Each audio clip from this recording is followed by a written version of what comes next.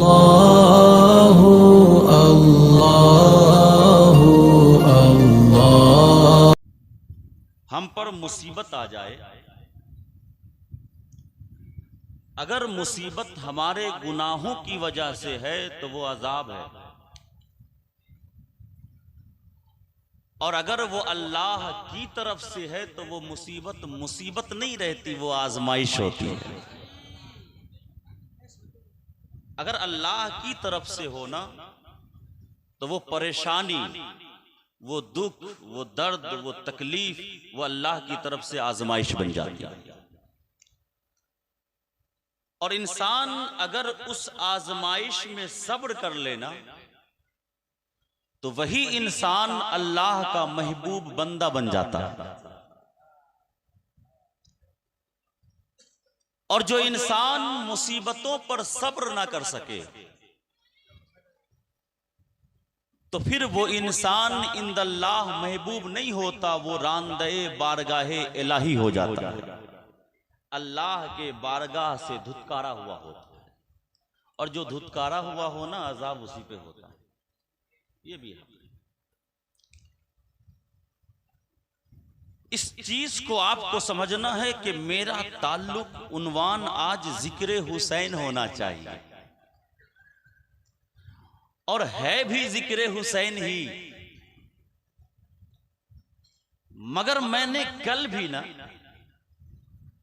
हजरत इब्राहिम के जिक्र को नहीं छोड़ा था जब हमने जिक्र हसन किया था। आज भी जिक्र हुसैन करूंगा, मगर बाबा के साथ ही करूंगा,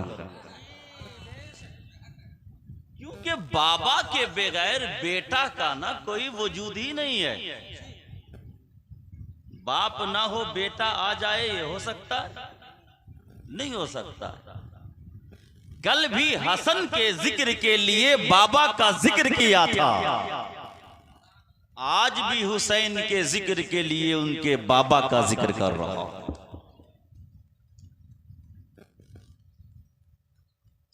आजमाइश से जो भाग जाता है ना, वो रुखसत पे अमल करता है, और आजमाइश को जो सीने से और गले से लगा लेता है ना, वो अजमत पे अमल करता है। अजमत और रुखसत ये दोनों अलग अलग चीज है। रुखसत क्या है? नमाज आप पढ़ते हो ना, नफल नमाज, नफल नमाज ना रुखसत है। रुखसत क्या है? पढ़ो तो सवाब है, नहीं पढ़ो तो कोई गुनाह नहीं। इसी को कहते हैं रुखसत। नफल नमाज पढ़ो तो सवाब, नहीं पढ़ो तो कोई गुनाह नहीं, ये हुआ रुखसत। मगर रुखसत के बावजूद किसी ने नफल को नहीं छोड़ा और जिंदगी में मामूल बना लिया कि फर्ज भी पढ़ेंगे, सुन्नत भी पढ़ेंगे, और उसके साथ साथ नफल भी पढ़ेंगे, तो हम कहते हैं कि ये अजीम बंदा हो गया है।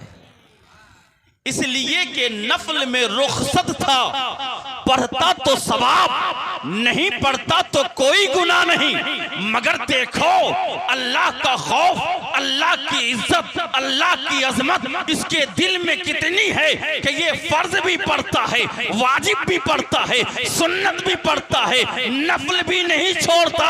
गोया ये बंदा अपने खुदा से सबसे ज्यादा प्यार करता है। खुदा की अजमत।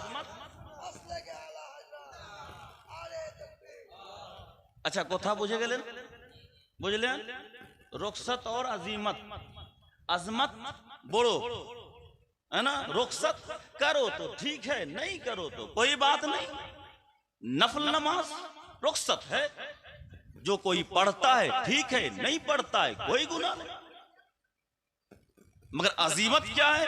पढ़ ले तो अब उसकी अजमत बढ़ जाती है, उसकी बड़ाई बढ़ जाती है, वो इंसान काबिले ताजीम हो जाता है। ये पता चलता है कि उसके दिल में अल्लाह की अजमत और अल्लाह का खौफ कितना ज्यादा है। अब इसको दूसरी जुबान में समझो। आजमाइश की इब्तिदा इब्तिदा बिगेन, शुरुआत। आजमाइश की इब्तिदा ये इब्तिला है। आजमाइश की इब्तिदा उसकी शुरुआत, शुरुआत जानते ना। आजमाइश की इब्तिदा ये इब्तिला है और आजमाइश की इंतहा यही करबला। बात समझ में आ रही?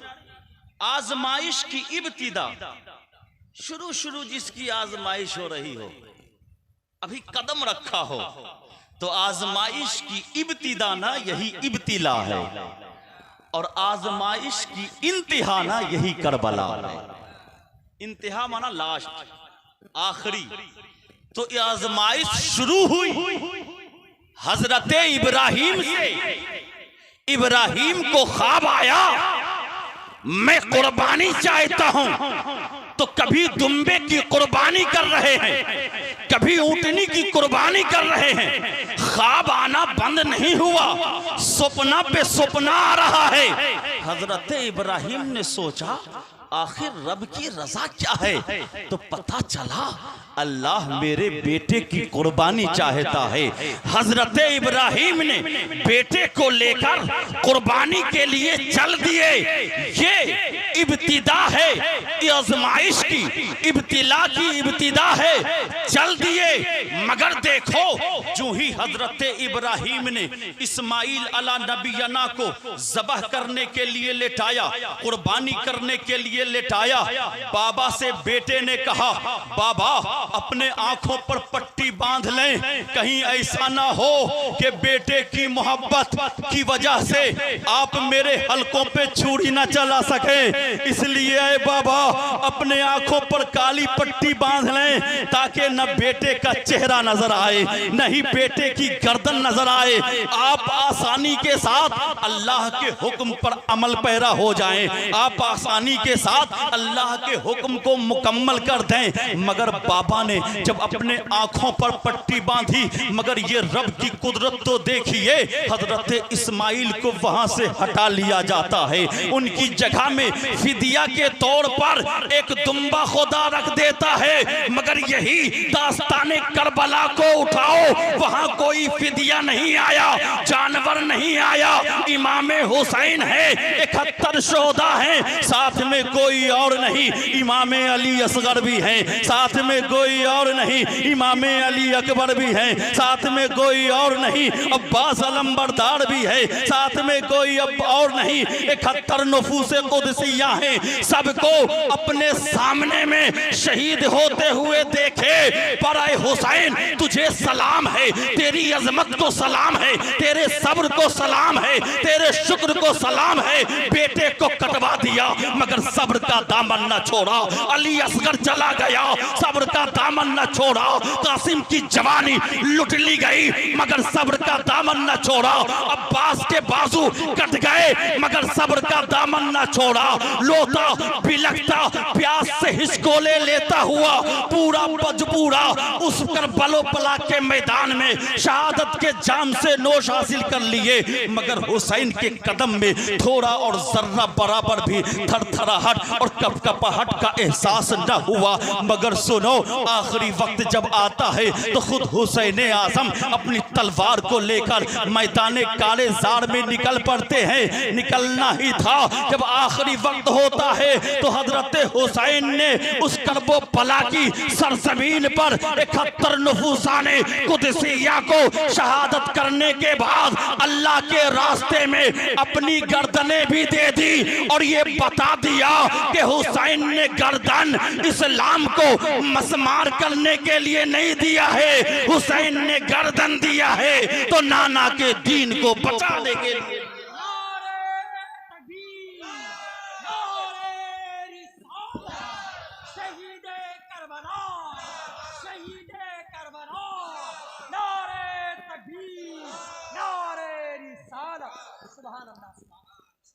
वहां हजरत इब्राहिम अला नबीना ना जब इस्माइल अला नबीना को कुर्बानी करने गए थे ना, तो उनका फिदिया गया था। फिदिया, फिदिया किसको कहते जानते? फिदिया नहीं जानते, नहीं जानते ना। मगर जब इलेक्शन आता है तो दूसरों से लड़ना बहुत जानते हो। हाँ, जब इलेक्शन आ जाए दूसरों से लड़ने में सब आगे। फिदिया किसे कहते हैं किसी को मालूम नहीं। एक वो इंसान है जो बेचारा एकदम बूढ़ा है, खुस्सट बूढ़ा है, चल नहीं सकता, बैठ नहीं सकता, उसकी आंखें नहीं खुल रही हैं, इतना बीमार है वो शख्स, पानी छू नहीं सकता है।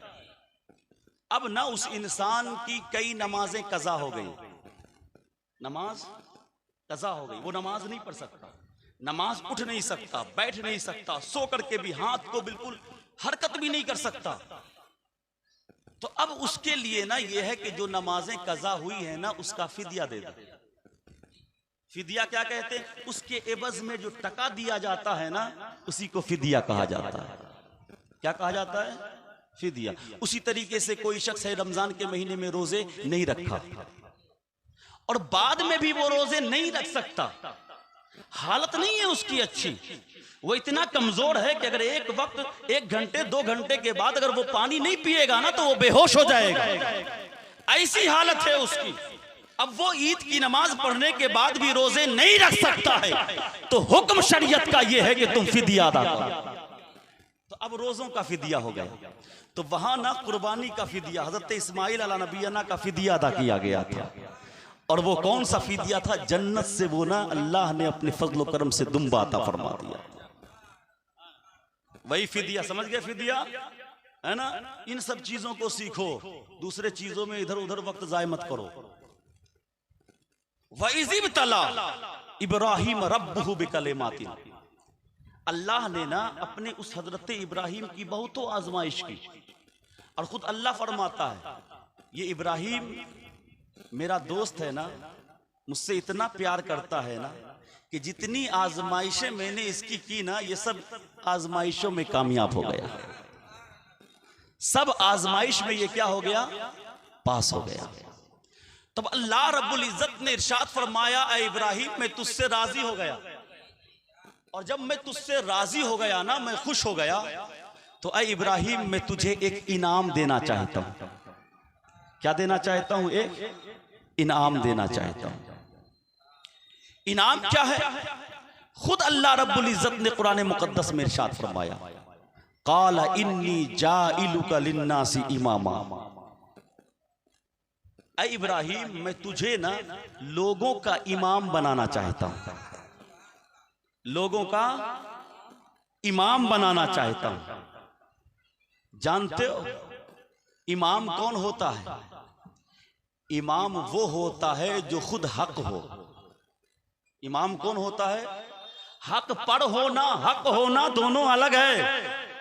जो सीधे राह पर चले ना वो कहते हैं हक पर है, और जो इमाम होता है ना वो हक पर चलते चलते खुद हक बन जाता है।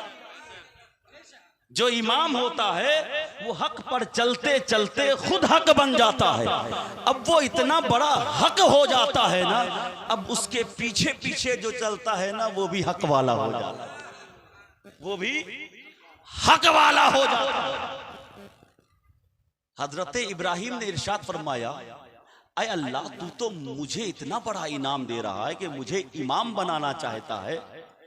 अब सवाल किया उस इब्राहिम ने मौला व मिन ज़ुर्रियती, ऐ बारे इलाहा इमाम सिर्फ मुझे ही बनाना चाहता है या फिर मेरी औलादों में से भी बनाएगा? काला व मिन ज़ुर्रियती, मौला सिर्फ तू मुझे ही इमाम बनाना चाहता है या जो मेरी औलाद होंगी मेरी औलादों में भी तू इमाम बनाएगा? अल्लाह इरशाद फरमाता है ला यनालु अहदी ज़ालिमीन, इब्राहिम मैं तो इमाम तेरी औलादों में बनाऊंगा ही, मगर सुन उसे नहीं बनाऊंगा जो जालिम होंगे।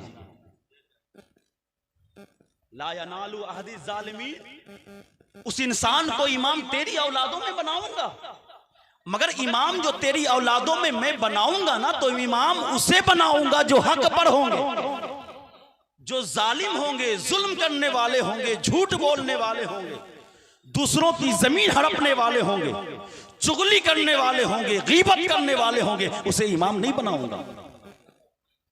ये अल्लाह का कानून है। अब मैं उलमा से कहूंगा कि आज के दौर के जो इमाम हैं, अल्लाह का कानून ये है, जो इमाम होता है वो झूठ नहीं बोलता है, और जो झूठ बोले वो हमारा इमाम नहीं हो सकता। समझ रहे बात? वो था बुझले। लेकिन आज हमारा दौर खुशिया बर्दारी का है। अब मैं इसकी एक्सप्लेन नहीं करूंगा, ये अरबी जुबान में भी गाली है। जानते हो क्या खुशिया बर्दारी का है? आज हमारे सफ का मौलवी और आलिम भी वही है, जो अमीर है ना उसकी खुशिया बर्दारी करता है। आप देखो मस्जिदों को, उठाओ मस्जिदों के इमाम के हालातों को और पता करो कि इसकी जिंदगी कैसे गुजरी। आपको पता चलेगा कि ये इमाम अपनी बातों से मुक्तदी को नहीं चलाता, मुक्तदी अपनी बातों से इमाम को चला रहा। देखो ना इमाम की हालतों को। मुक्तदी अपनी मर्जी से, मुक्तदी कहेगा इमाम साहब इटा पंखा खराब हो गए छे, अपना के ठीक करते हो बे। बोलो गलत कहता हूं तो बोलना। इमाम अल्लाह का कानून ये है, जालिमों को इमामत नहीं दूंगा। पता क्या चला? जो जालिम होगा वो इमाम नहीं हो सकता है, जो इमाम होगा उसके अंदर जुल्म का शेबा नहीं। इसलिए मैं आपसे भी गुजारिश करूंगा, इमामों पर हुक्म मत चलाओ और इमामों के रवैये को भी देखो। उस इमाम को अपनाओ जो इमाम झूठ से पाक हो, उस इमाम को अपनाओ जो इमाम जुल्म से पाक हो, उस इमाम के पीछे नमाज पढ़ो जो इमाम गीबत न किया करता हो, उस इमाम के पीछे नमाज पढ़ो जो इमाम चुगलियां न किया करता हो, उस इमाम के पीछे नमाज पढ़ो जो इमाम तुम्हारा हो और दूसरों की बुराइयां न करता हो, फितने न फैला। आज फितना आम है, इतना ज्यादा फितना। हमारे लिबास में फितना बहुत ज्यादा है। आज लोग ये कपड़ा पहन करके ना लोगों को धोखा दे रहे हैं। इमाम को ढूंढने आयो, अब आप ही बताओ 1000 में कैसा इमाम मिलेगा? आप ही बताओ ना 2000 में कैसा इमाम मिलेगा? अरे आप ही बताओ 3000 में कैसा इमाम मिलेगा? जब तक वो अमीरों के चौखट को चाटेगा नहीं ना, तब तक उसकी जिंदगी नहीं गुजरेगी। उलमा के भी तो पेट है ना। इसलिए मैं आलिमों से कहता हूं, हक पर रहो, हक का साथ कभी मत छोड़ो। जिक्र हुसैन में बैठे हो, आज ही यही वादा कर लो कि हम गलत का साथ नहीं देंगे, क्योंकि जो गलत पर चलता है, गलत का साथ देता है, वो यजीदी होता है। जो हक के दामन को नहीं छोड़ता है वही हुसैन। जो हक के दामन को मजबूती से थामता है वही हुसैनी होता है। जो जुल्म के दामन को थामे रखता है वो हुसैनी हो नहीं सकता। तो क्या फरमाया? ला यनालु अहदी ज़ालिमीन।